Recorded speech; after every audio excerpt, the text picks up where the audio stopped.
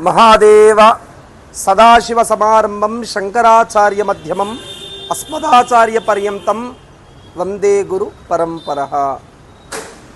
కార్తీక మాసంలో గాజుల రామారం కూగట్పల్లి ప్రాంతంలో మొట్టమొదటిసారిగా కోటి దీపోత్సవం ఈ సంవత్సరము 2024లో 2వ తారీఖు 11వ నెల 2024 నుండి 6వ తారీఖు 11వ నెల 2024 వరకు మన గాజుల రామారం కూగట్పల్లి ప్రాంతంలో చరిత్రలో మొట్టమొదటిసారిగా కోటి దీపోత్సవం నిర్వహించబడును।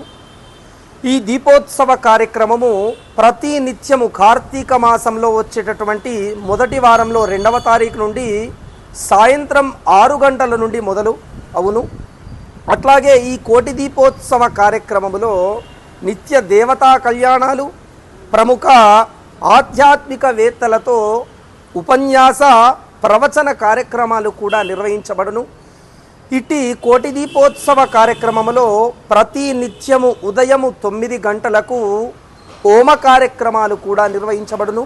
ఈ హోమ కార్యక్రమాలు రుద్రహోమము, సుదర్శన హోమము, రాహుకేతు హోమము కూడా నిర్వహించబడును।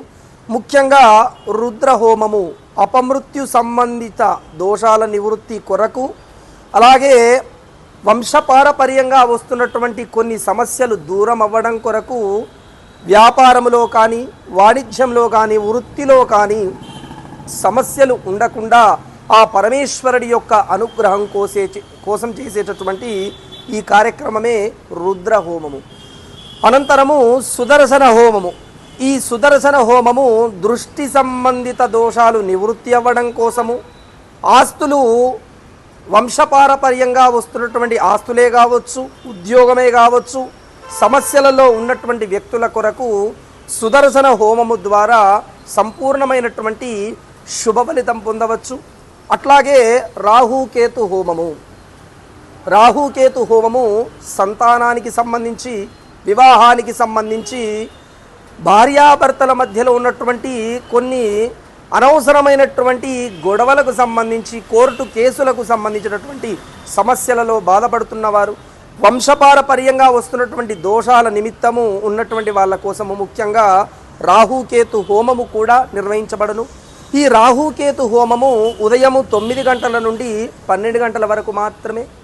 ఈ హోమ కార్యక్రమం అంతా కూడా పరిమితి సంఖ్యలో మాత్రమే తీసుకోబడను। ఈ కార్యక్రమం అంతా కూడా మా నకులేశ్వరి సిద్ధిపీఠము ఆధ్వర్యంలో నిర్వహించబడను। ఇట్టి దీపోత్సవంలో అనేకమైనటువంటి భక్తులంతా కూడా వచ్చి శివకేశవుల అనుగ్రహం పొందగలరు।